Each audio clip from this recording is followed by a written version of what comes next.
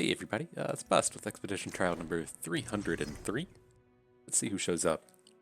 Okay, cool. So I'm okay with diving in on this LeBlanc. We actually just touched on Victor in the previous trial. If you want to go and see our big Victor strategy, that would be over in Expedition number 302.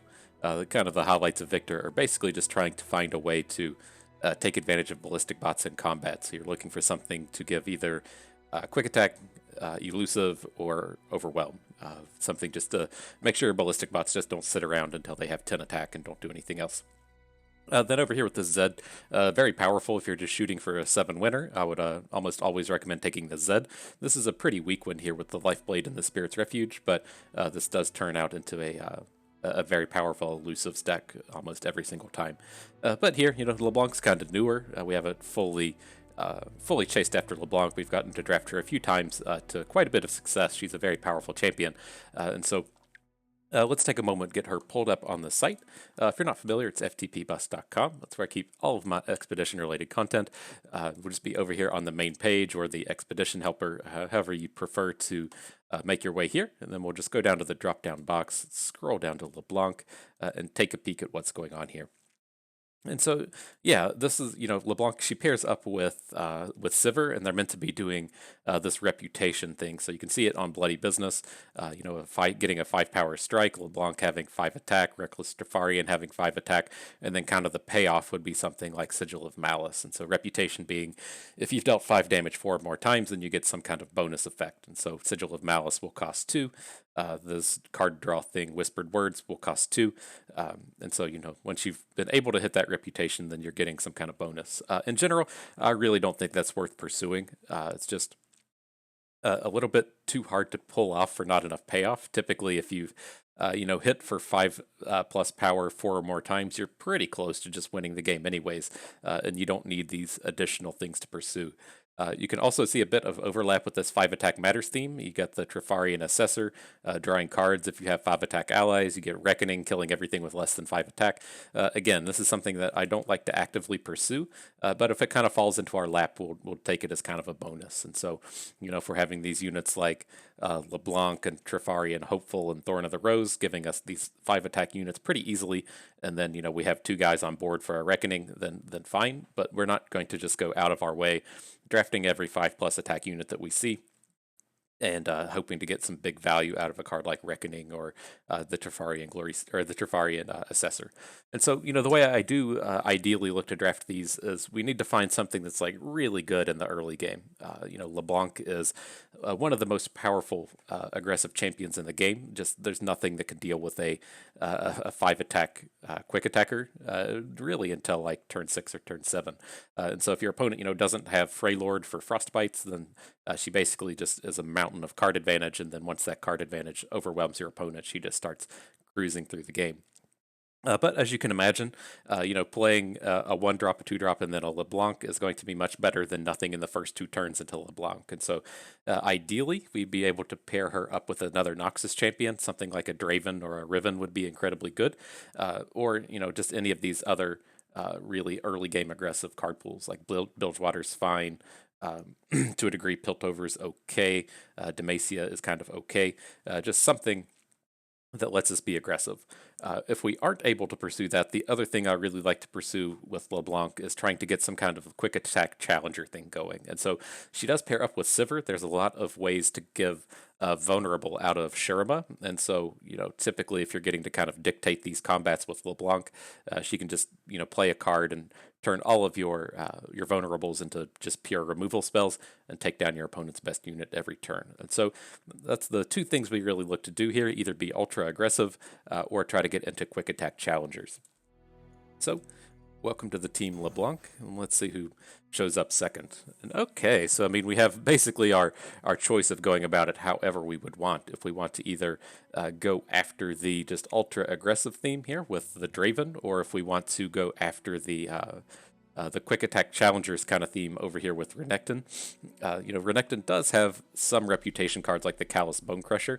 I think this is probably what we should pursue. I do have a lot of hype about the Bone Crusher because he was specifically upgraded for the sake of Expedition, right? This is a card that's never going to see play in Constructed, but they pushed it up to 4 health just for the sake of making it a little bit better in Expedition. Makes me kind of want to pursue this just to go after that, just to give a little thumbs up to the Callous Bone Crusher, and we can see what we can pull off with him. And so, again, ideally, I think if you're going to push after 7, the Scrap Heap Draven is where you would want to go.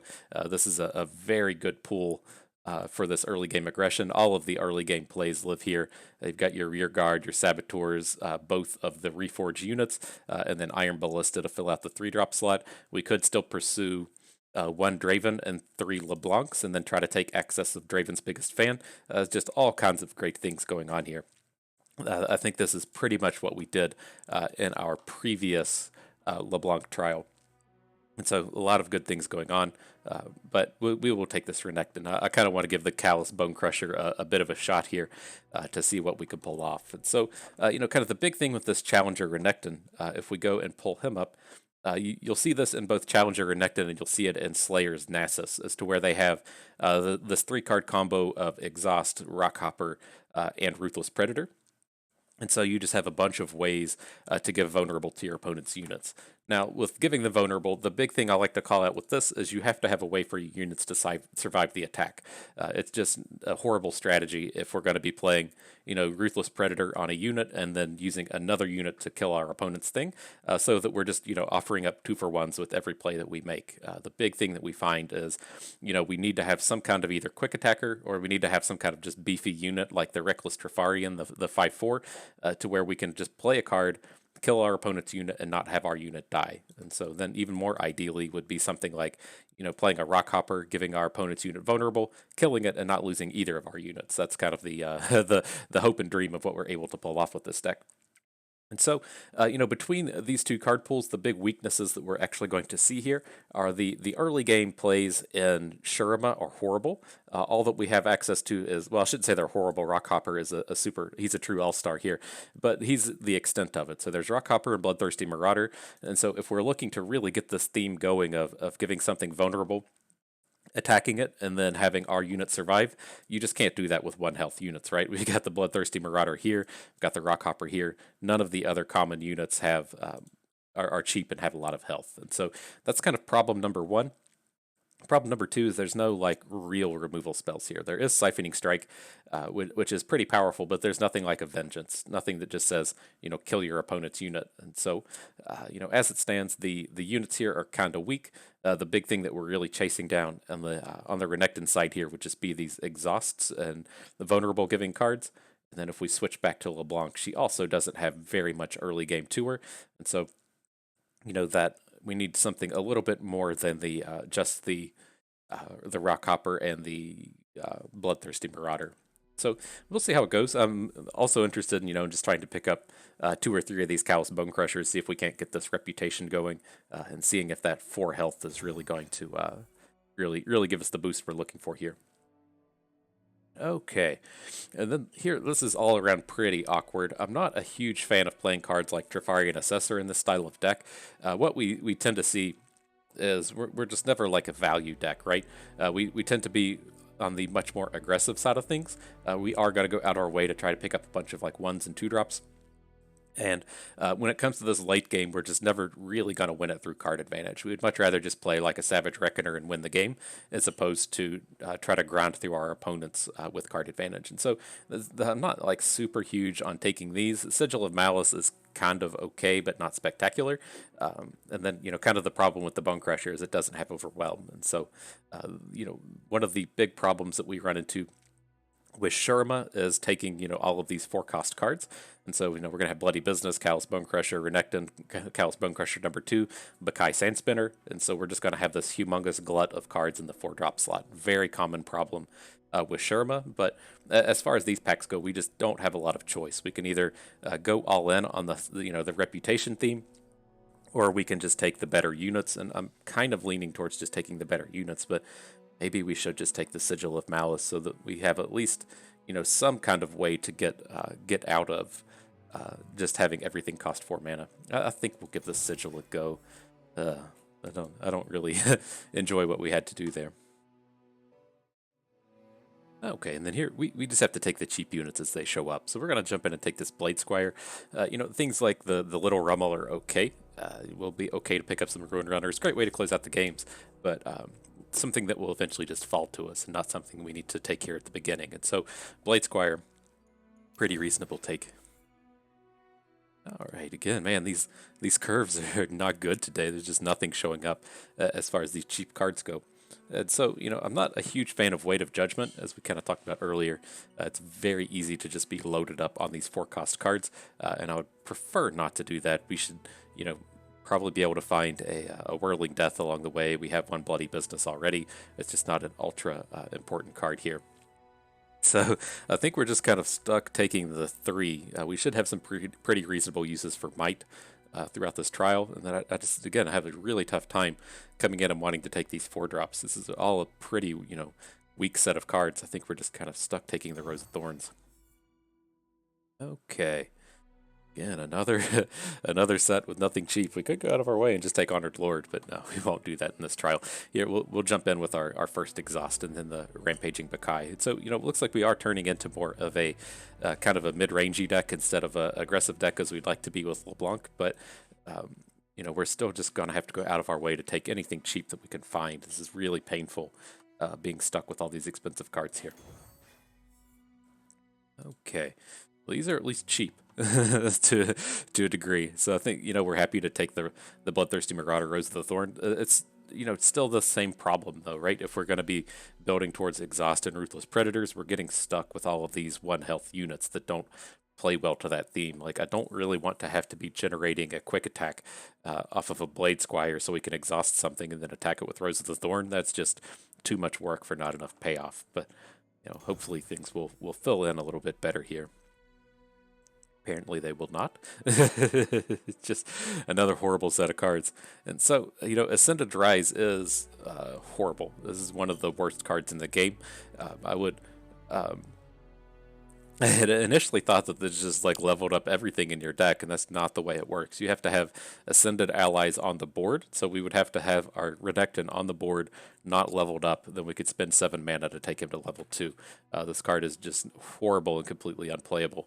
And so, I mean, with this, I think we're stuck with the Shunpo and the Shield Breaker. Not really excited about any of this, but Blade's Edge is, you know, just a little bit more playable than Ascended's Rise, and we are typically looking for at least one of these Shunpo style effects, and so let's see if we can't pull off a little something with that.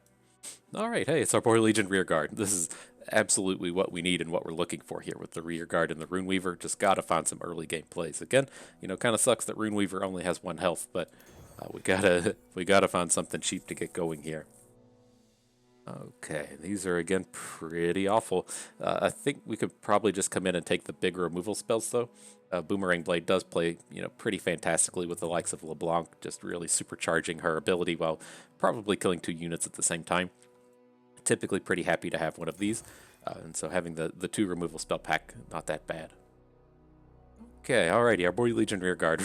We're asking a lot out of him in this trial, but you know, the Savage Reckoner is our kind of ideal way to be closing out these games. This is how I would rather be finishing it off than having, say, a Trifarian Assessor, than having at least, you know, something to do in the early game. Hopefully help us out here a little bit.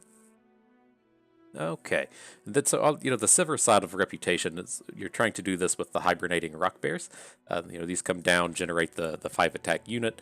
This is the Shurima way to hit reputations. Again, not a super huge fan of this. I think we need to just come in and take these 3 drops. I'm mainly interested in these Reckless Trifarians here. This is typically a, you know, pretty weak card, but I think we just need some kind of bruiser in the early game if we're going to try to get any value out of these Predators and Exhausts. So, welcome to the team.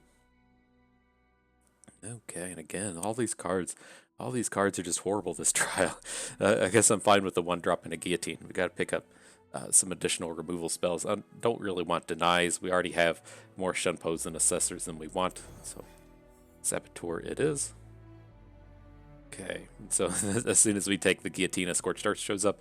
I mean, I guess we've done pretty good about not taking too many 4-drops, and so I think we can pretty safely take these. We won't want to take any more for the rest of the trial, unless it's like some kind of powerful epic. I don't know if I don't think there's even any powerful epics that cost 4, but we've managed that pretty decently up to this point.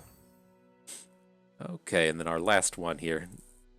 Pretty awful set of choices. I think I want to just trade out the Shunpo for the Ruin Runner, just kind of pick up some quality top end here, because the way I would like ideally go about this is I want to trade out the Shieldbreaker and the Assessor for something cheap, and then that just leaves our top end as being like the Savage Reckoner.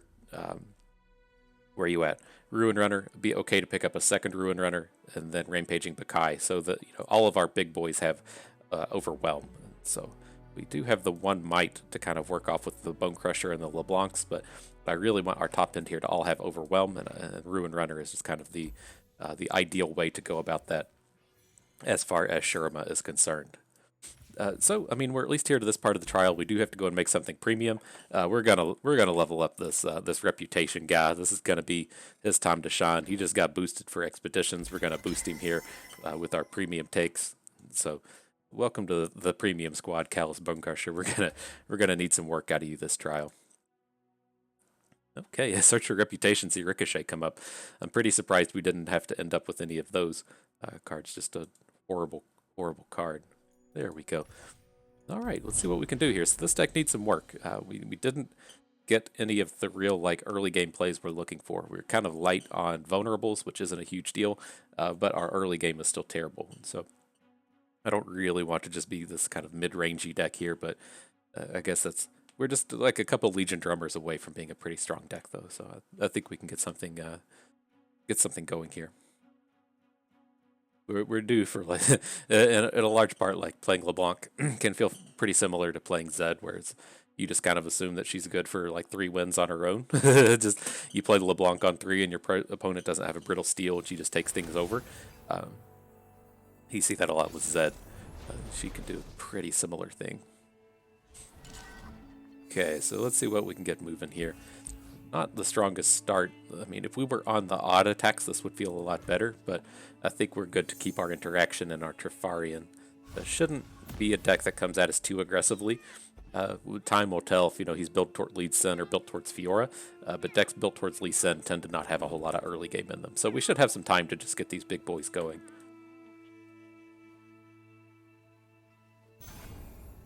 Okay. Card we can play. Nope. I know it's a pretty big ask, but can we get a card we can play? We swim within the flows of magic. This is pretty abysmal. He's just gonna get free card draws out of the River Shaper and nothing we can do about it. So at least on the crackback we can exhaust this, and it shouldn't have any attack. Whoa. Whoa, friend. What are you doing? Yeah, I know, man. I know, my man. Well, let's see. We can at least get another Trifarian going. I think we should be pretty safe to get an exhaust on this.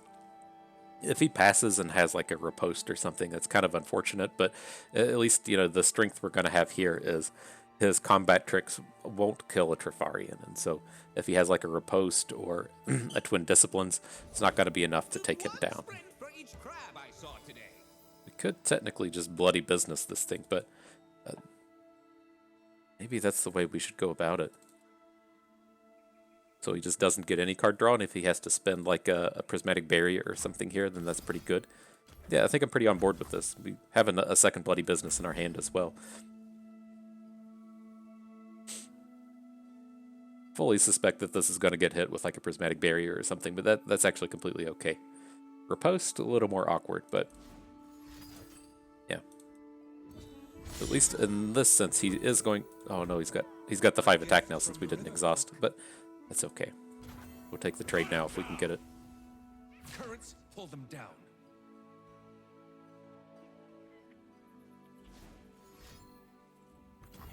There's not combat tricks that gets him out of this. I'm curious if that was a sharp sight and he thought it was good enough. But interestingly, I think would he not want to sharp sight down the other Trifarian? Interesting.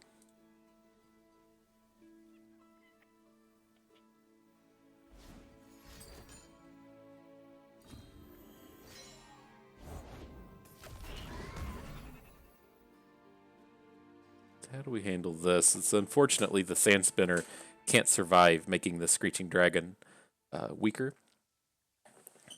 Do we just want to get 2 for 1 again here? I think I'm pretty okay with that. I'll show you how it's done.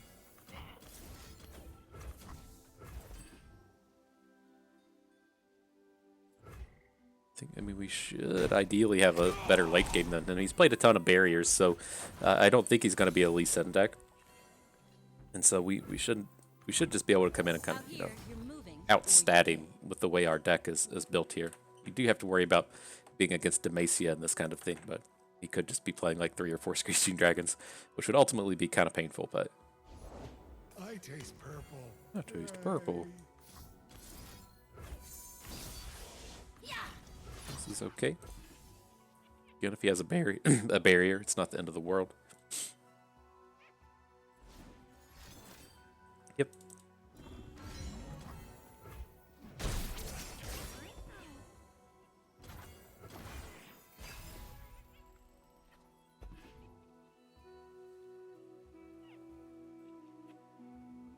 Death's Hand could be a particularly juicy pickup here.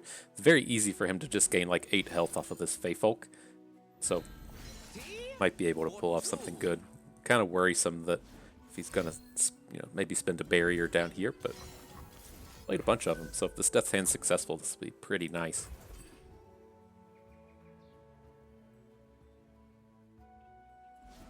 Dang. All the barriers. I have to deal so much damage now.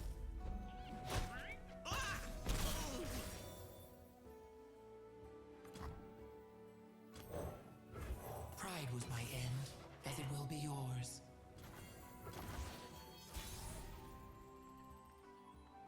Of course.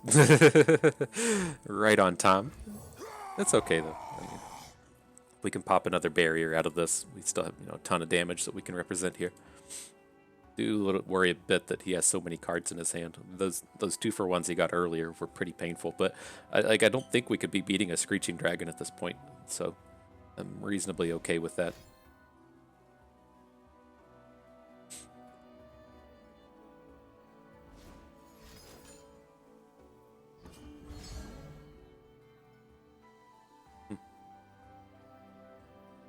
Okay.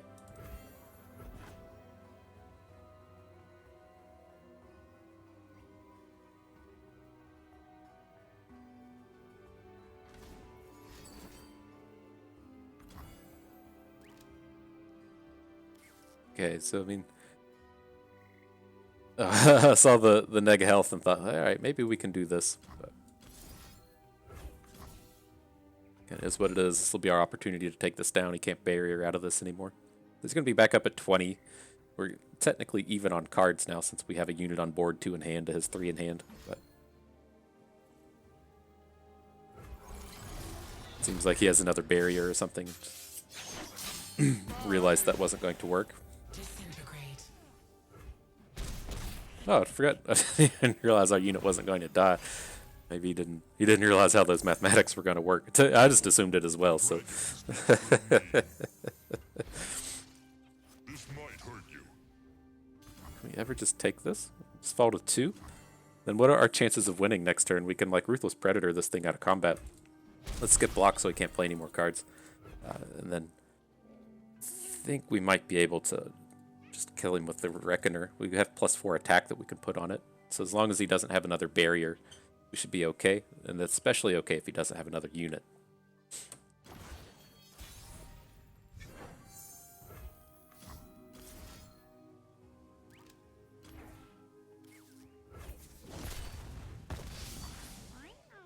To ruin. Okay. And we unfortunately couldn't get to 8 and 8, right? If we put the +4 attack on the Sand Spinner, then the Reckoner would still just be sitting at 7. Okay. A single combat.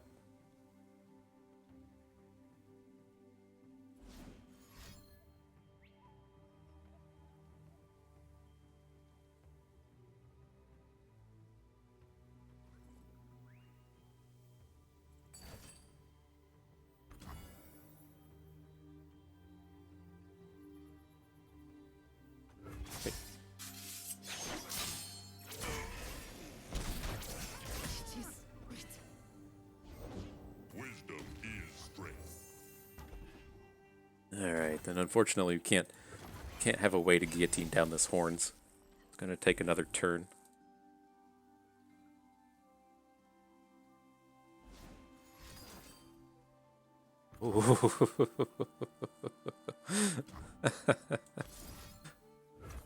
Okay.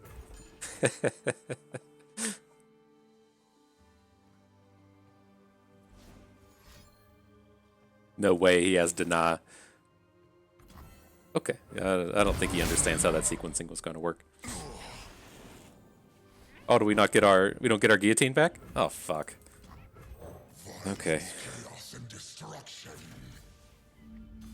I've got the reins. A cargo! Okay. Dang. I forget. I didn't realize our guillotine was just going to fizzle. That's quite unfortunate. It's a rain ass in our And then we can't rep lethal here, which is also kind of painful.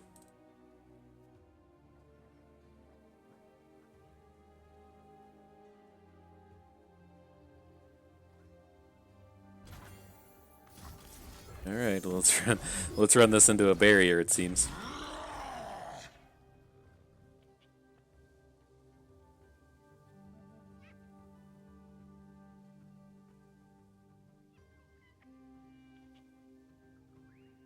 Could have been positioned here a little better if we with the turn where we ended up losing our Savage Reckoner, we could have spread that damage out a little better, and this would have represented lethal. So there was a chance he could have just taken this damage and done something next turn, but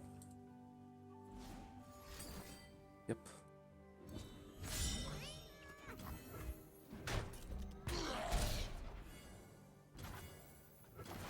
All right, this is a little worrisome.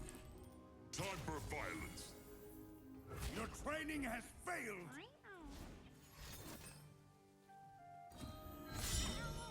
Okay. This is going to be a frustrating one to lose. I can already tell. This is going to be frustrating.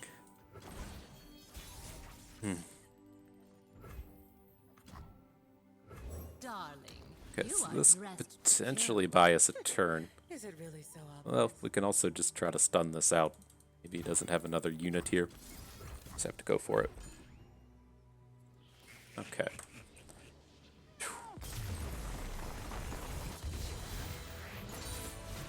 another rose for the garden.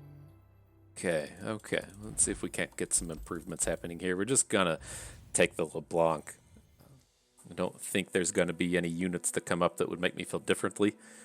Man, these cards all suck so bad. there's no two ways around it. These cards are terrible. I wonder at this point if we should arguably just be switching into Sivir. You know, she does have the old quick attack. It's just like my thinking is like, how are we ever going to close these games out? Because we're not like pulling off these ultra aggressive LeBlancs.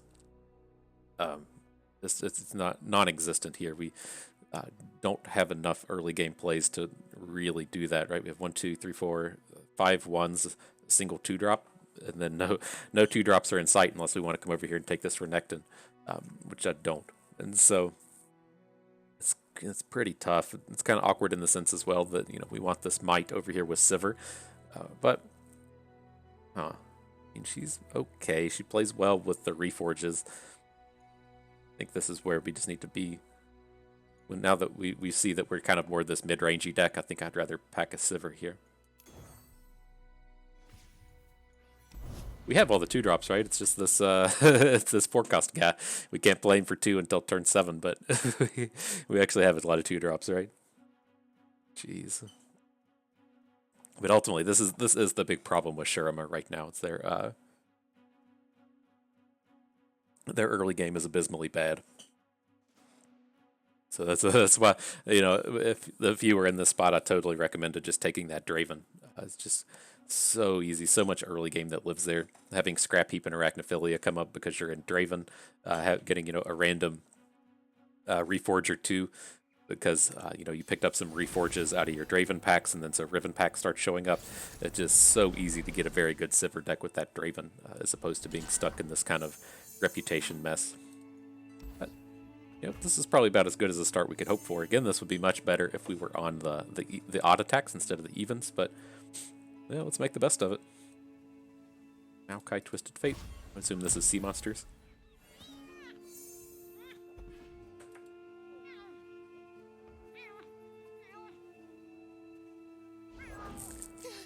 Okay. I'll trade if he comes in. I mean, we could technically just try to get the point of damage back on him. What do we think of that? Because he's never going to be more aggressive than us. That's okay. I think the point of damage on him, both of us being at 19, is probably better than us, both of us being at 20. In position. Behind ya. Just leave me alone! Damn it. Okay.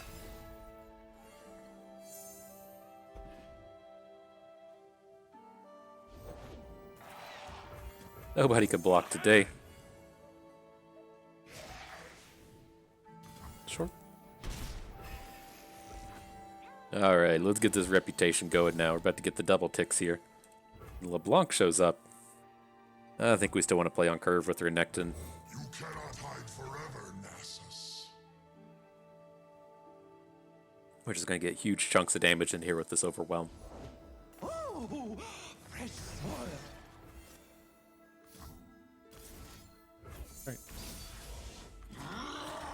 No surrender. Then I'm gonna take the reputation hit here. I think his likely play with this kind of thing would just be Black Spear, and Black Spear is gonna be good on the Trifarian either way. But then otherwise they're just not gonna have any ways to deal damage to this thing. So when we have two of these turds in our hand, I think it's kind of important to try to get these big things of burst damage in.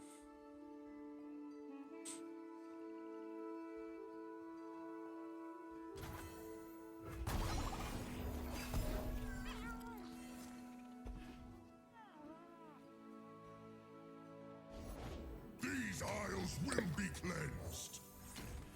Not worried about Maokai. The chains, they Okay. never stop. Take down our Trifarian, that's fine. Will get us a 5 damage tick up. So we'd be pretty close to reputation if we had a strike card in our hand.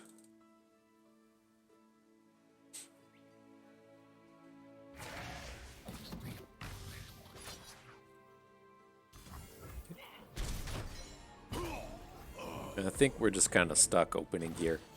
We want him to have to block with the Predator and the Maokai. So, Mercy. get him in.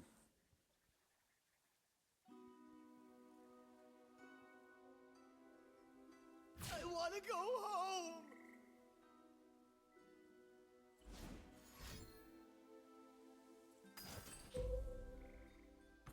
Okay.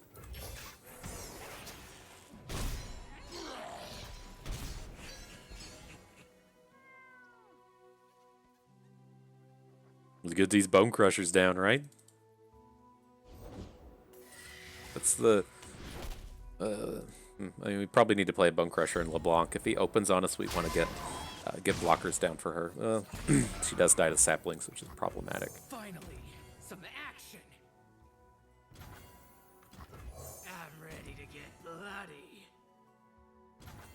Okay. We did it, Gaz. You got down for reputation. Look at you.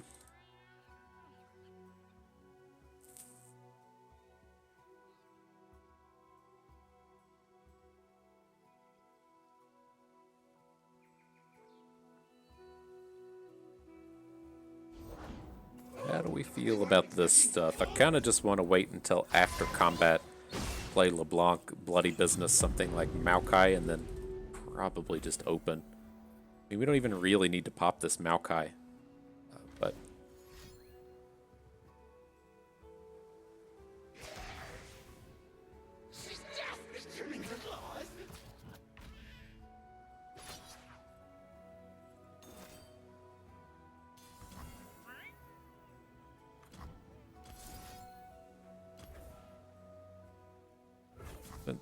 we do this, we'll prevent this chunk of damage, and then just have a humongous open next turn.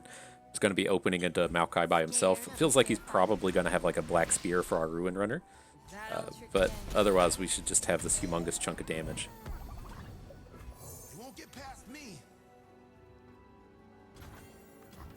The best lies are beautiful. 100% expect a black spear here. But is this still lethal? We have 6, 6, and 3? Yeah.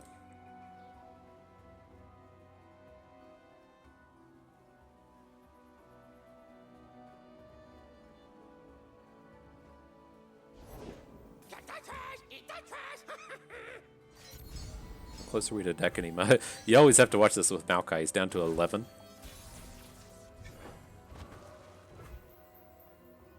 Okay, that probably changes things.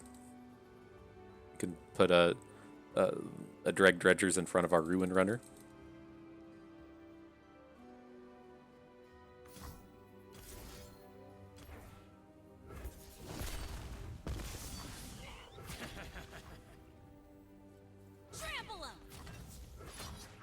Give it one of these. Okay. The black rose blooms once more. Yeah, bloom that black rose. Good job, LeBlanc. Still taking more. Oh, this is our second win. I was like, still taking more Sivers, but you did some work. I appreciate that. For the garden.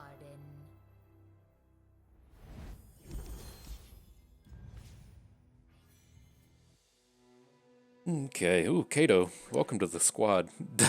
It doesn't do anything to help our curve, but as you can see, like in that game, just having all of these Callous Bone Crushers without Overwhelm is kind of awkward. And then, you know, something that can also play well with Sivir. I have to assume if we have a flipped Sivir and Kato the arm, we're not losing anyways. But you know, given your whole team overwhelms, not the worst thing you could be doing. So, all right, we did it. We unlocked the achievement. We played some of these patch 2.5 Callous Bone Crushers to success. Very nice. We did it, team. We did it. Okay, then I think we just have to kind of stick with these.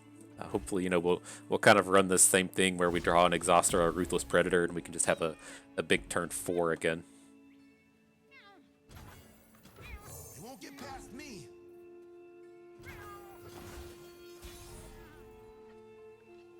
Okay, ready. Okay, so I mean, reasonable start. This is Freylord decks are you know, kind of worrisome as far as LeBlanc is concerned. Since they have the Brittle Steels is the just easiest and strongest way to deal with the LeBlanc. But since if he's going to give us this open here, we're just going to take it. My arrow won't miss. Okay.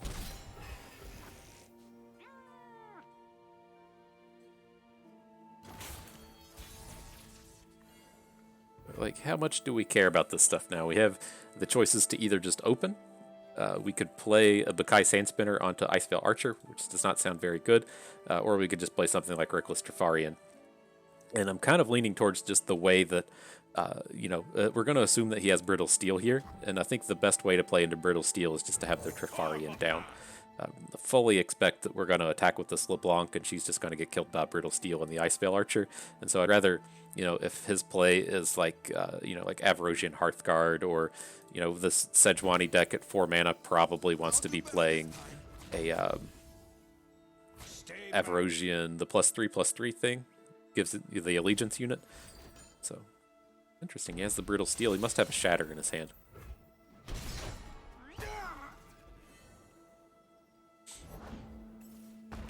Okay, same thing. Sort of the same thing. I was not expecting a AoE to come out of this deck, but at the end of the day, that was a 3 for 3, so not horrible for us. Faster than my arrow? I think not. Right, so we're not going to be able to do anything about Ash. We're just going to have to take this 5-hit. So let's just go ahead and get Kato down, right? Do we want a Kato? Then next turn we can both Sandspinner and Runeweaver, or we can, yeah.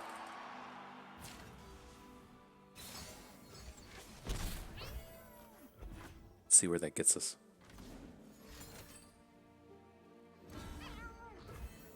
A big ol' Ash. We take her down with her Renekton.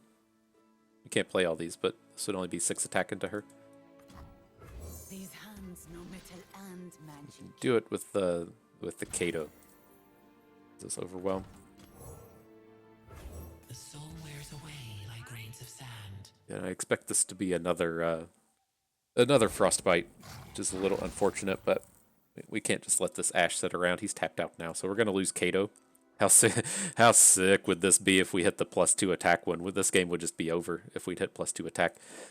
But not the way it works out. My words bring power to metal. Punch it! Aha! Oh, hang on, we didn't need to do that. I was thinking I don't want to waste this so we get the point over Ashe, but I forgot Kato was just going to give her Overwhelm anyways. Whoopsies. Sometimes you make little whoopsies every once in a while.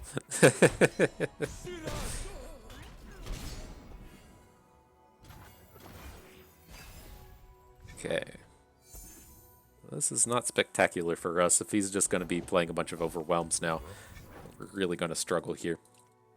We just have to play the Ruin Runner has the most health. Really awkward as far as our curve is concerned. No, we have to play Renekton. Violence, chaos, and destruction. Strike me!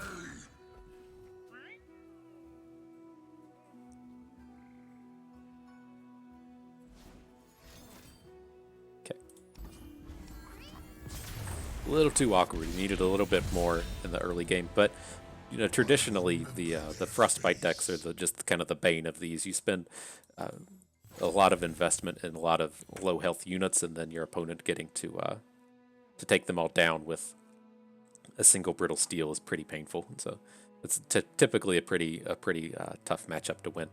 But with these, I'm pretty happy to get rid of these Trifarian Assessors. We've had no problems having enough cards to play each game. And Unraveled Earth at least gives us a way to kind of interact with our opponent's stuff. So glad to pick up another way to hit some vulnerables.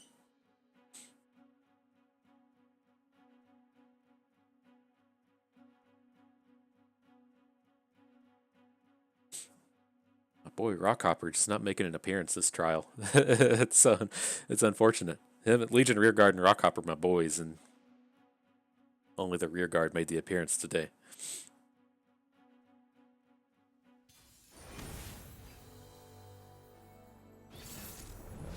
Okay, so I would assume that this is a keep the Blade Squire, get rid of the rest of this.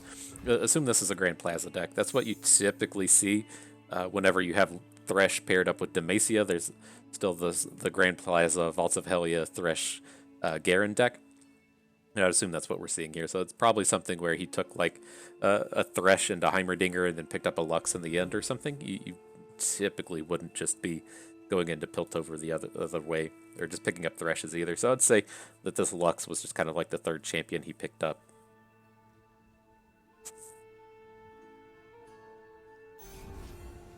These decks do typically struggle against Sivir, and so hopefully she'll be pretty useful here. This takes so much of an investment to pop her spell shield. From behind a basilisk. I forgot what it was like to have the odd attack token. So, I just kept trying to get it in there. It's not the way it works, apparently. Okay. Would love to have a unit to play here. I guess we can Unraveled Earth at least. It's something. It's just so brutal to not have a unit to play on the third turn. Okay.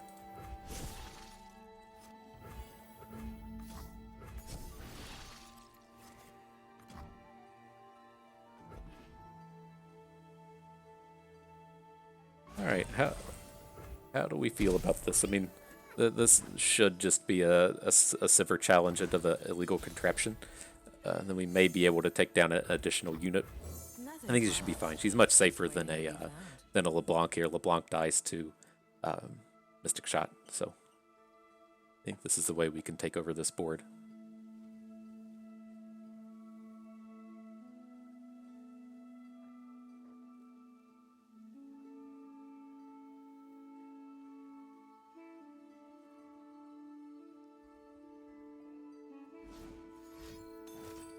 What you got, boo? What is this thing? Summon 4 mana of turrets? Okay.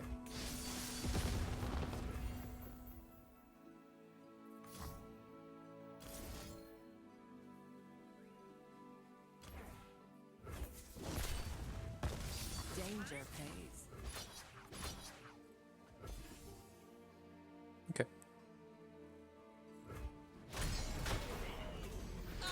So 1 reputation. Sivir is up to 11 damage. Alright.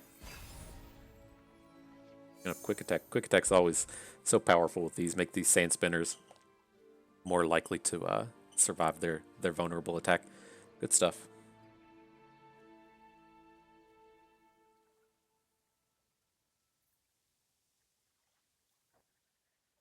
I gotta see like how quickly can we get to reputation so that we can play the cheap bone crushers. We could technically do it pretty easily with a boomerang blade. Like what does our if we go into next turn with 3 spell mana? I guess we could really just be going into next turn with 2, given that we have. This is awkward. The soul wears away. Stuck doing this. We can't be losing our Sivir to Thresh. This just shuts down everything he's doing though.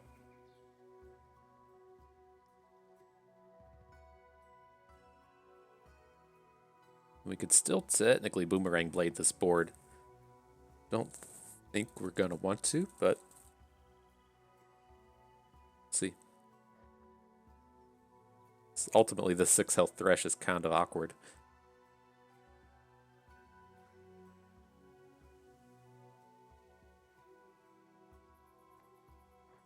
Time is money.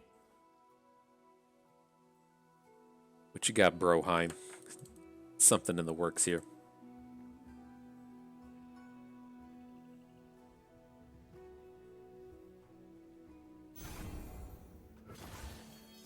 Okay. Yeah, I don't really feel like Boomerang Blade is the play, but now that we've also picked up the Trifarian, I think we're cool with just like hooking Thresh into. Well, we can technically hook Thresh into LeBlanc. Okay, I'm on board with this stuff. We should be able to get. Well, it depends on if he plays cards, right? But we're kind of lined up to be able to get 15 damage into LeBlanc. I'd feel really good if he just played like a 6 mana unit. That we could really just take this over. But let's see what his plan is here. The sun is shining. Well, he played the 6 mana unit, that's for certain. How are we willing to do this? Because also the problem with the Lux is she's going to, when we take the barrier hit into Lux, then it counts as a 0 damage.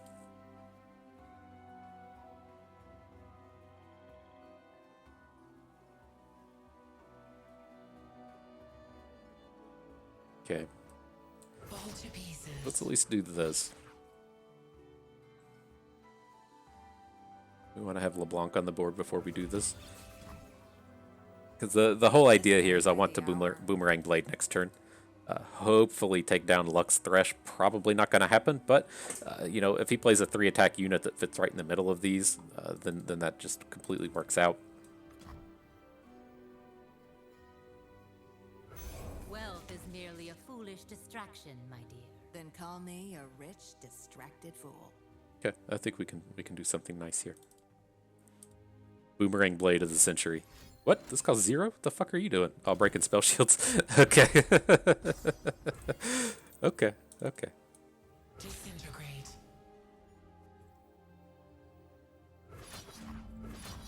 Something like this. At least keep a higher health unit with higher health. All right, I don't know what we're hoping for our opponent to play here, but I think we can maybe get off a big Boomerang Blade. I assume that if he's playing a 0 mana thermogenic beam, the Sivir's not long for the world. But maybe he just comes in and beams Sivir, and we can he can just Boomerang Blade.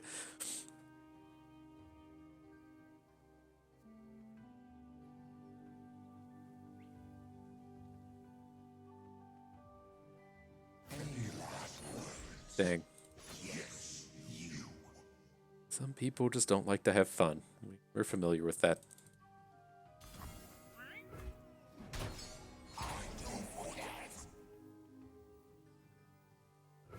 Where's my axe? Still don't think we can get the 2-for-1 here. I feel like this, I felt like the Sivir was just going to die, but all right. Well, I think we still have to go for. We could just deal with this Thresh next turn. The Lux is ultimately the more important one to be killing here. And maybe, perhaps with this 10 damage, she can survive whatever removal spell he had. He's probably just going to be playing like Get Excited on her, right? And just take her down right now, but I think we ought to at least take the opportunity to get her up to 4 health. Nice, nice. Blade, sand, and treasure. Couldn't ask for more. Did she get a new spell shield? No. I saw the front side of her card and I was like, oh man, that would be dope if she got a new spell shield. Doesn't look like much. Then I'm not sure at what point the units lose her keywords. Maybe we should have just opened here. If he just kills our Sivir, then we miss out on the opportunity to give everything Overwhelm. But I don't think she works. Well, she probably does work like Hecarim. Right, the awkward thing with Hecarim is if he's flipped, he gives all of your ephemerals +3 attack, but then he puts the spectral riders to their right, and so if he dies in the middle of combat, which he typically does, your spectral riders lose their bonus. I think Sivir probably works the same way. That's the way it sounds while I'm attacking. She doesn't say like, well, I'm like grant my keywords to attacking allies till the end of the turn or something weird like that. So going down, aren't you, Sivir? Oh, cool. Okay, we can deal with this. Only human. Finally, some action. Yeah, this is gonna be it. We're doing reputation things. No thermogenic beam, please. Look at this. Oh, so much damages. This is good. This feels nice. Oh, this was the quick attack one? Shit, I thought we had the overwhelm one. Alright, well I guess all these guys are getting quick attack.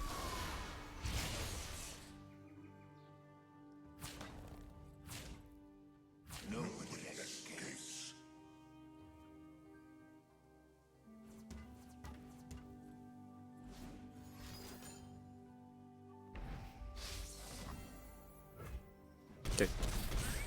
Alrighty, good game, friend. So yeah, I'm pretty confident that we're just going to come in here and take this Sivir. There's a reasonable chance that she just has like a really bad pile of cards. She tends to have a lot of these landmarks we don't want. But, oh, Kato the Arm #2. Don't mind if we do. So nice little pickup. Our curve, still abysmal. Hopefully we can trade some of this stuff into a better curve, but we're looking to be a pretty decent mid-rangey kind of deck. So, as this goes, I would like to trade out the Shield Bearer. We're probably safe to start trading out things like Ruin Runner, although they are pretty okay here. Man, it seems like it feels like we have a lot more 4s and 5s, but like Guillotine can go, Might can go. What else do we have in these 3s? The Trifarians we probably need to hang on to. The Rose of the Thorn feels pretty weak here, but no, again, our 1s and 2s are ultimately the big thing that we'll be searching for here. Welcome to the team, Sivir. Alright, on we go. Excuse me. Yeah. Getting there, I guess. I just love playing me a nice little aggro deck so much that it feels kind of awkward when we don't have the early game curve that I really like. Let's see what we can do. I think we just need a mulligan for... We can't have these games where we don't play anything on the 3rd turn. So, we did it. We can play things on the 3rd turn. Nice. I would assume that we're gonna... we're not gonna be the aggro here against this Darius Draven deck. I would assume this is probably 2 Darius, 2 Draven. But, be on the defensive here, most likely. Maybe not how opponent is playing here. Nothing can stop me. Striking looks and stunning wit. Okay. It's fantastic for us.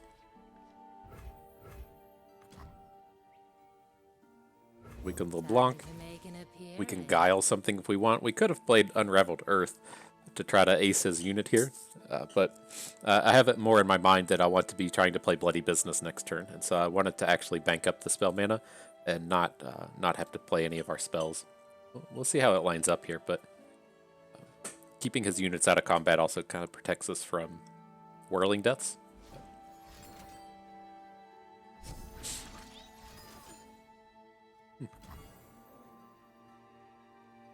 Okay. Smoke and mirrors.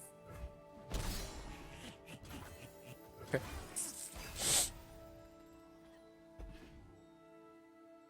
Only the biggest of boys out here.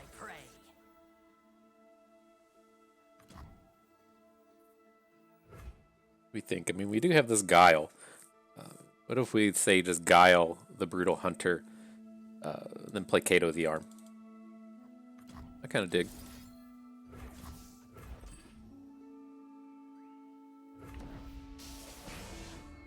Cut him down. It is me. Kato time. Let's see. Let's throw down one of these things. We there yet? Nope. Okay, we'll just play our biggest of boys.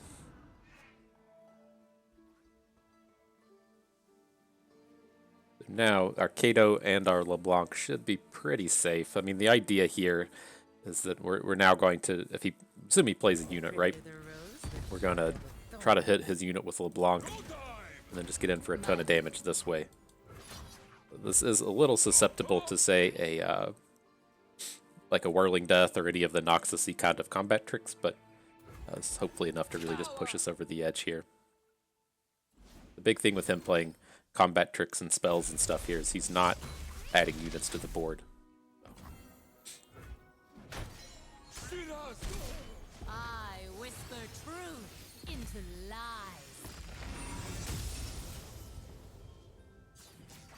Okay. Got him pretty close to dead. For the hand.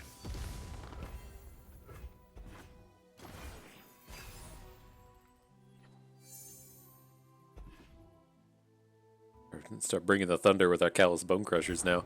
Here to watch the bloodshed. Okay, so we'll have to bloody businesses Darius. Thankfully, we have a 6-attack unit, right? Well, I guess this already had 6 attack, but okay, interesting. I'm surprised you didn't want to force me to block with this thing. Charge. You'll die trying. Nope, this one. Think you I'm gonna can take me? leave the vulnerable one on board.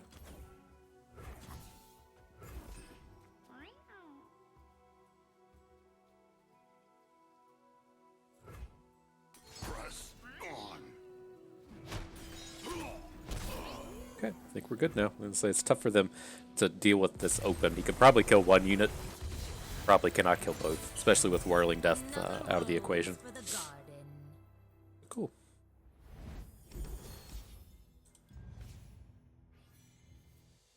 On to the next one. Oh man, we got a cheap unit. Look at that. Man, that's a unit that costs 2 mana? I'm on board. This Unraveled Earth has been pretty nice in our deck, but just gotta have these units. It's so painful to just... Like, we can get by if we don't have 1s and 2s, right? But if we have these games where we don't play anything through the 3rd turn, it's just a never win. And so I can be kind of over it if, you know, we don't play anything on 1 and 3, but we still have one of these. We have this random 3/2 to play on 2. It's not ideal, but there's at least something.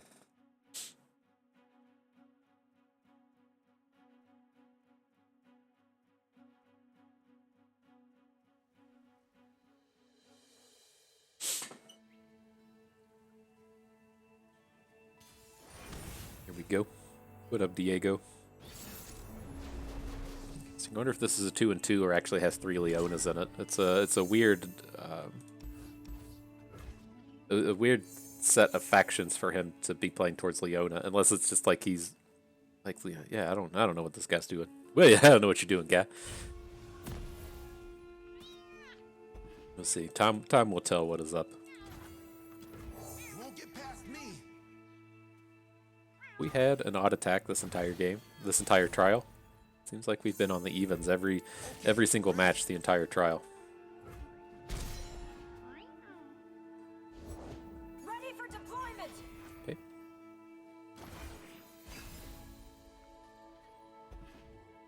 Who needs to block? It's overrated. Blocking's overrated. Nothing can stop me.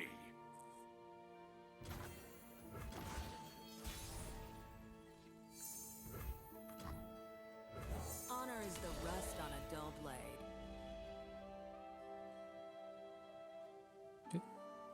is pretty. Can't. There's the Leona. Okay, sure. Which one does that hit? Not Sivir. Cool. It's ultimately our worry here is if he has a Targon shield, but I mean he's playing like so many random factions. I think it's probably pretty safe to try and pull this off.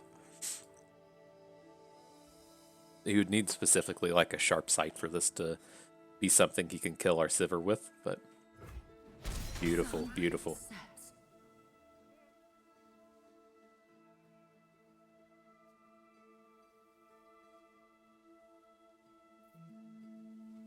Yeah, he's just gonna be taken to stat mountain. You just have so many stats against this guy.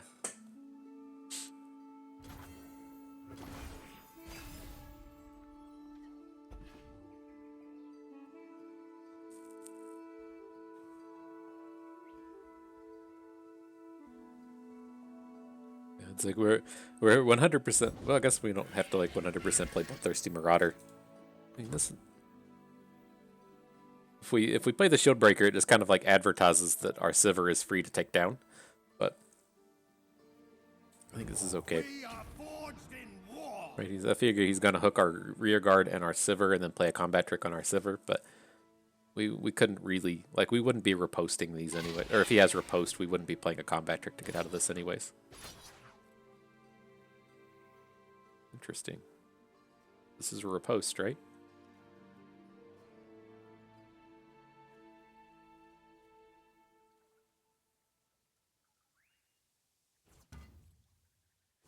Time is money.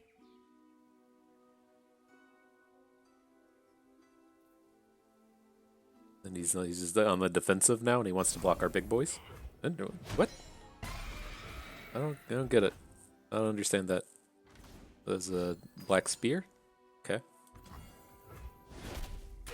It's a rough spot to be in, my friend. Slayed enough? Nope. So we're going to give him an opportunity to just maybe play like a 6-drop here. Then we can Rose of the Thorn the 6 and get in a huge attack. The sun's splendor revealed. Okay. Do we still feel the same way? I think so. Striking looks and stunning wit. Far we basically need to deal 20 damage to get our Sivir to flip. Well, no, this will take it. We can't get her to flip way down on the right. So do we ever want to like come in and stun this Leona? We probably do. It's the only thing he has that really threatens killing our Sivir.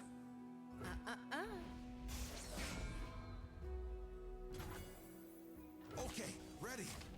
And let's do this. Now that his things can't kill Sivir, this will get her to... Will this get her to flip? No, it's one short. Okay. We'll go for the extra point of damage then.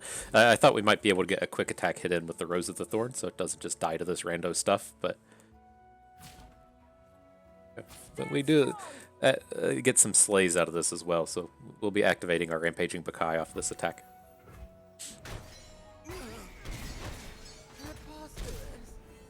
Why was that short? Was it one short? Am I really just that bad at math?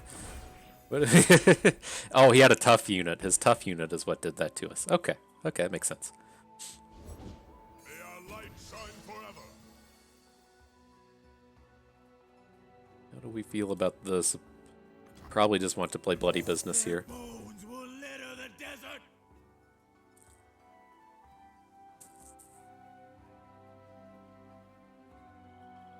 Could play Bakai, but of course it doesn't kill anything with these. Don't get in my way. Okay, guess we can't play the Bakai. Get out of here, Lucian. It's not my penance.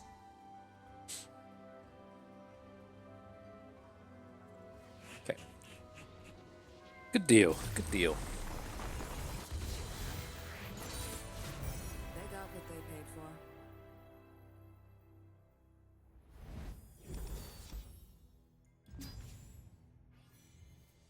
Where are we at now? I don't actually want to trade out Exhaust. It is picking up a 2-drop, but we don't have a whole lot of this early game interaction, and this feels like, you know, how these games are going good is we're having an exhaust, or we're having a ruthless predator. We haven't done it with ruthless predator. But, having one of these early game vulnerables and then playing either a Trifarian or a LeBlanc. I think this is a pretty on point strategy. I think Rockhopper plays to it as well, a little bit better than the Legion Saboteur. She just doesn't really do anything in here. I think if that was like the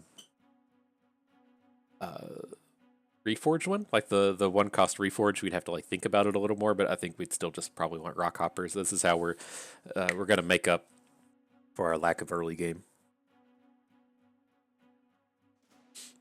And ultimately, like we've seen a lot of these games to where we're just playing stuff on like 3, 4, and 5 and being fine.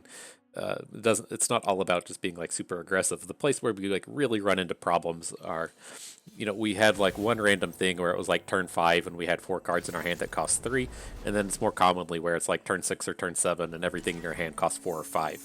You just can't have that happen. You can't just be playing, one card that late in the game, and that's where these things really fit in. Is if it's turn 6 and we play a 2-drop and a 4-drop. And a much better usage of mana. This Twisted Fate Teemo, but not stacked on Teemos. Armed and ready. Okay. There's enough for everyone. Tooth and claw. Who's a good boy? Weird.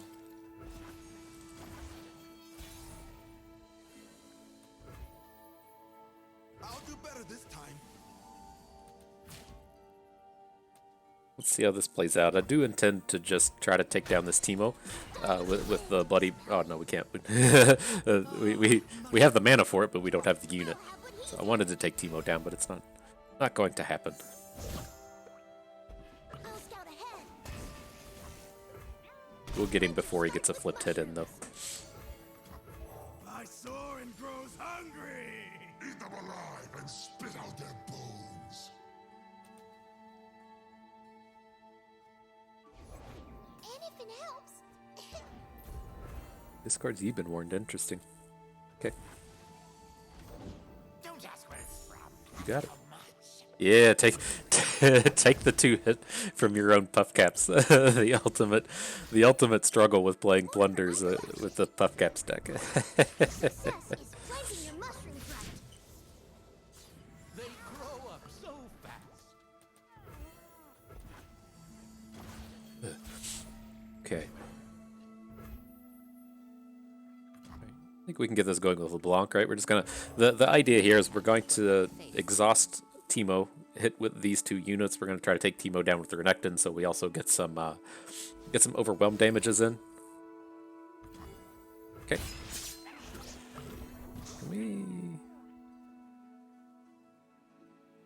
We can flip our Renekton in combat. If we want to do that. I think that's probably gonna be reasonable. I am their end. No retreat.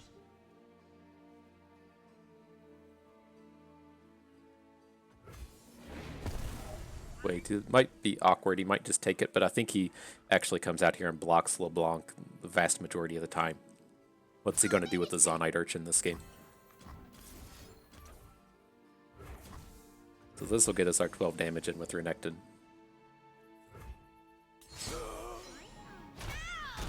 The sands of Shurima will be stained with blood.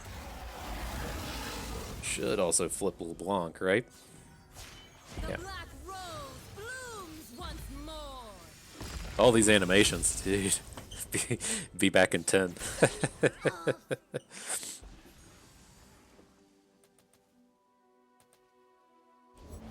Deal me in. Red, did he try to gold card us? I can't see it because the stupid thing's in the way. Blue card. Okay.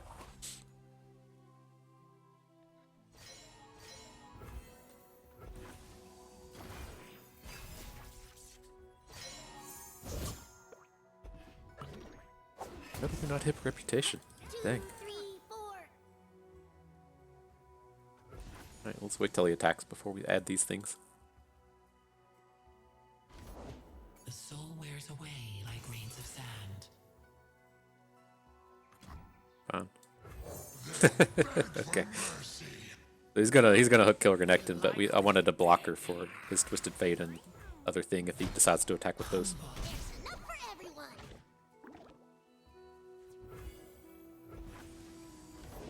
Status high. An expert is at work.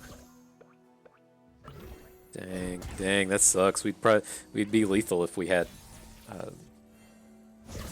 the elephant on board. So where does this get us? This will be an overwhelm for 5, but then he's gonna have enough blockers for everything else. That's what it is.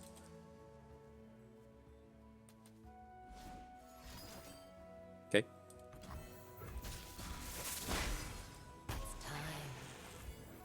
Behold, come here. I'll recite your rights. Add this to your bill. Okay. I think we're okay. I mean, he can still burn us out. Like, it's not. Wouldn't be surprising if he hit us for like 5 out of hand. But. Safety will cost you. Uh oh. Drawing his own puff caps.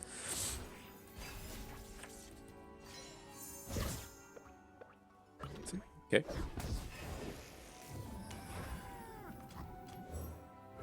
This cursed life is now Oh, thank you. penance. Should have checked how far away he was from deep before we did this, but this is ultimately pretty safe.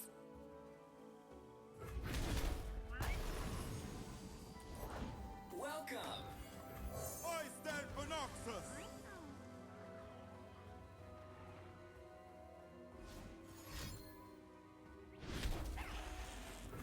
Odd point to play that. Oh yeah.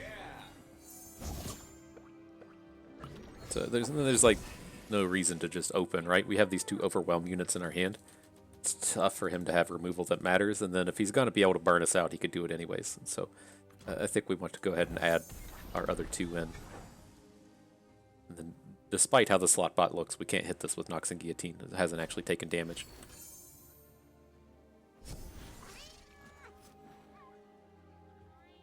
Contest the Bakar. We have nothing to lose. Okay.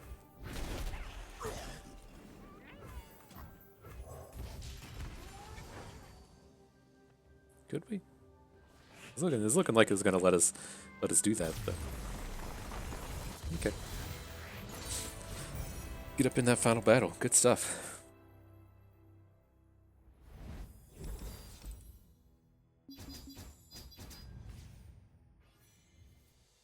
So, not trading out Rockhoppers. I am kind of cool with calling Strike over Sigil of Malice, although we have been hitting, Reputation pretty regularly, and Sigil of Malice can go face, so maybe we will just hang on to the Sigil. I'm kind of okay with that, so we'll skip that one.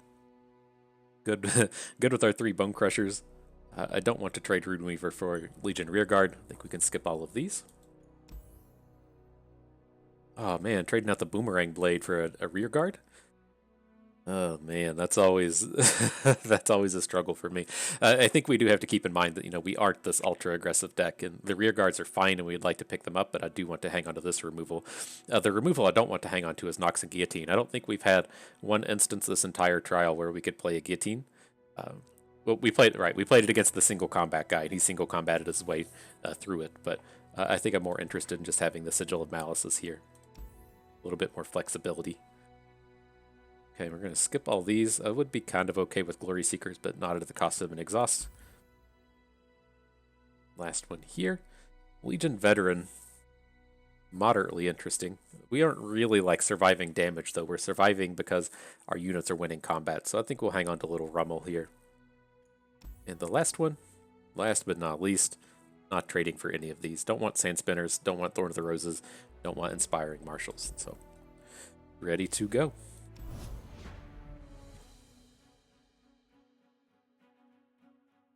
Ooh. I was really expecting this to be like a 3-win deck, so it's not. It's nice that we got to take it to the final battle here. Okay, against Zoe. So I think we can just hang on to LeBlanc and get rid of the rest. You could make an argument that we could probably like pop Zoe on turn 5 with Sigil of Malice, but that's ultimately not what we're trying to do here. Look at this. This is what we're talking about when we're out here playing the Draven decks. Man. These draws make, like, LeBlanc hasn't looked too spectacular this trial. She's really been outshone by Sivir like every turn of the battle, but man, this is where LeBlanc really looks good. This is a tougher opponent. He wants to just play Ballistic Bot here, and a Ballistic Bot is not good against this board. If he had a Mystic Shot, he would have just snapped it off.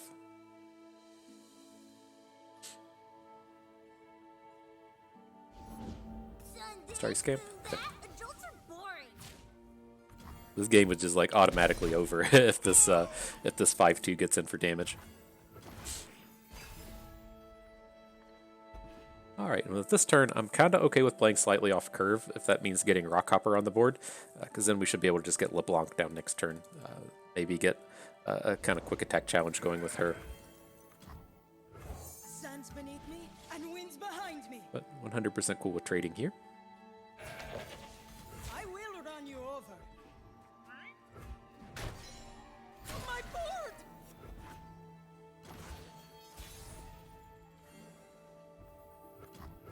Places to go, people to be. Okay. Hopefully he doesn't have the removal here. Uh-oh. Uh-oh, were we going to get Targon shielded? Oh, that's pretty bad if he has Targon shield. Why would he otherwise just run this out? Is he running this out because he just doesn't have any other plays and doesn't want to get domed for 5, or does he have the Targon shield? Okay. Alright. Okay. Just doesn't have the plays. Perfect. Extremely good for us. So where are you at? You're not close to leveling. We can't level LeBlanc with a bloody business. Rampaging Bakai is really close to doing cool things though. That I am superior life form. Okay, well, let's start with the Trifarian. Maybe he'll play something a little bit better, but I'm definitely just going to bloody business and then open attack next turn. It's just your mind crumbling on the Sure. doesn't understand, silly. Not super worried about this Zoe, but she at least gives him like card advantage opportunities to draw out of this. It seems like he's had kind of a awkward draw as far as units are concerned, so gladly take her down. Once I stamp papers, now faces. Prime and ready.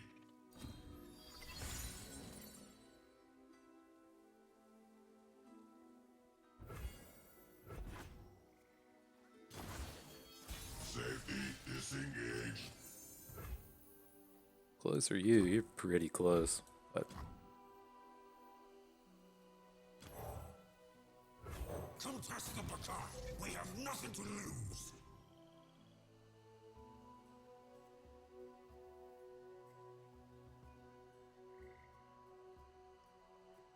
you're looking good.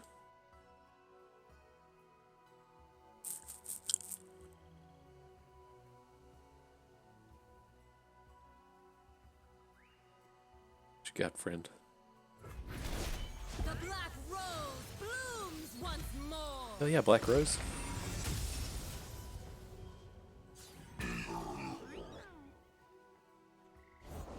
After them? After him. Charge! No one trespasses. Assume he's going to take down our 2 units here on the left. 4-3 here, 2-3 here. Take a nice 10-piece. Little 10-piece nugget over here.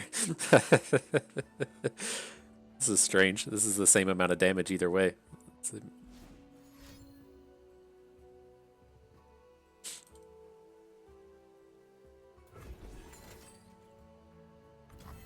Okay.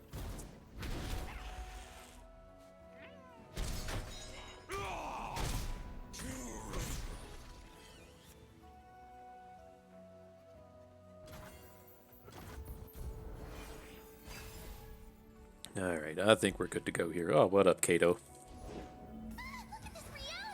We'll let this one happen. We'll just come out here and do cool stuff. I'm ready to get bloody. He's gonna concede before we get to do cool stuff, I can already tell. Think you can take me? Save me, Luke.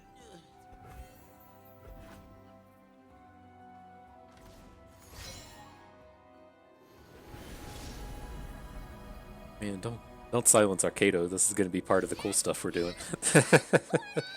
Ah, man. All right, fine. It was inevitable. But cool. At least cool with that final battle. You got to see kind of a taste of what that aggro, had we taken Draven right at the beginning, how those draws tend to look. It's very powerful stuff you can do there. And so, yeah, nice little trial. I was really only expecting to get to like 3 or 4 wins with this one, but most definitely took it to 7, judging by our results here. And, it just really kind of highlights where the strength in these decks are. Oh, messed it up. And that's getting those challenges to where you survive, right? Ultimately the big problem with the Shurima Challenger theme is the units just all die, right? You're really just kind of like counting on Renekton, or you're kind of counting on finding units out of other factions to fill in that early slot. But you can see, we took the Sivir, we took the LeBlancs, we took the Renektons. Those could all handle it, and then the who are you called? The Reckless Trifarians worked out beautifully here. It's just a means to get those challenges in where our unit survives. Again, if you're drafting the Challenger deck in any way, shape, or form, this is ultimately the most important thing you're going to find with it. You can't just be playing Rockhopper and having your Rockhopper trade into something else. You can't, just count on Bloodthirsty Marauder to, exhaust a unit down and hope they don't have a combat trick. Like that's all garbage plays, right? You're really wanting to challenge down your opponent's unit, have your unit survive. And it's just humongously powerful if, we have this curve of Rockhopper, put the Roiling Sands down, we follow up with Reckless Trifarian, and then our opponent has to play a unit into it. We take that unit down with Trifarian. Rockhopper's getting in for free. It's just super, super powerful curve if you're able to kind of pull that thing off. But again, the big weakness of Shurima is their early game units are all garbage. The 4-drop slot is super bloated, and then there's no removal spells. And so, you have to kind of find a nice pairing to work your way around that. And then, we were kind of intending to do the Reputation theme. Again, it's not something we're really happy to be fully building around, but I mean, the Bone Crushers played out pretty reasonably today. These have, 4 health now, despite what the picture shows. And it kind of felt like to a degree, it was like a win more card.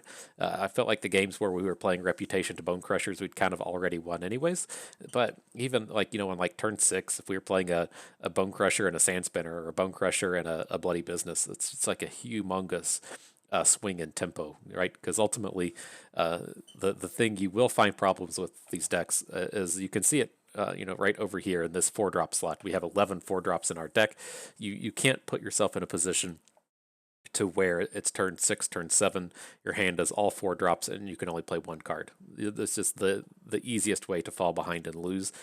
And so at least to that degree, these Bone Crushers do fit in pretty nicely. We didn't have, the Reputation on turn 6, 7, 8 like all of the time, but a lot of the time we did. And they slotted in there pretty nicely. And, it's nice now that they have 3 attack and don't just trade with 2 drops. And so, or they have 4 health and don't just trade with 2 drops. And so it was a nice little perk there. And so, yeah, if you do, if we want to go the rest of the way here, just kind of talking about LeBlanc, if there's really, kind of 2 ways that you're looking to build your LeBlanc decks.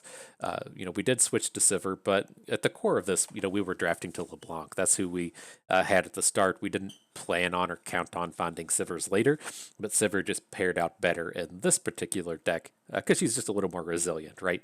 LeBlanc plays a little bit better in these kind of aggro styles. And so if you're really, trying to recognize the things that you can do with LeBlanc, you either want to be, pursuing quick attack challengers. That's to a degree what I would call this deck, getting the Shurima pairing. Quick attack challengers, again, very powerful strategy. It can be more mid-rangey, but again, remember your mana curve. The big place you're going to fail is if your curve gets too high. Deck number 2 you could kind of pursue. We did see that Draven. She pairs up extremely well with pretty much every Noxus champion. She wants to be with Draven or Riven. Also plays extremely well with Darius. She could kind of play well with Katarina. There's just basically any Noxus champion, mono Noxus, is going to be extremely powerful with LeBlanc. In that end, just pretty much take every 1 and 2 drop that you see, and then just allow some like combat tricks and expensive cards to fall into your lap. And then, kind of like the last deck I would call out with this Reputation theme would be with Yetis. So if you're able to pair LeBlanc up with like a Tryndamere, or pair her up with a I'm trying to think. There's one other one. It'll be like a Nivea, where you have a lot of access to all of the Yeti cards. Plays out extremely well there. And so, yeah, if you're looking to draft LeBlanc, she has a lot of decks that she can really pursue. Just do know which one you're kind of getting yourself into and the cards that you're specifically looking for. It's very easy to just have like a third of a reputation deck, a third of a quick attack challengers deck, and then a third of like, 5 attack matters kind of themes. And then you just don't have a cohesive deck at the end of the day. So, if you are drafting her, really try to recognize which of those strategies you're trying to pursue, and the best way to kind of go from there. Just don't be half-assing your strategies with LeBlanc. So, okay, that is going to do it for us today. Looks like we have a handful of rewards to click on. Salvaged my casual run from yesterday. I do enjoy just playing the game on my own every once in a while. You don't have to record everything. Turns out you can just play the game for fun. And then let's see, not a weekly vault, but we do have some loot boxes over here. We got the rewards. We finished off Talia in our Lab of Legends series. Looks like we got a couple of loot boxes to click on here. Probably shouldn't call them a loot box, but is what it is. And so with this, we kind of get we usually want to just generate units off of these, and we get the double whammy out of Coral Creatures since he puts spells in our hand. And so, welcome to the team, Coral Creatures. You are now premium, looking good. Is that it? Is that the end of them? That is it. So that will do it for us today. Hope you all enjoyed the trial. You maybe learned how to increase your reputation a little bit. You learned a thing or two along the way and had a good time watching. This is Bust, and we thank you for being here.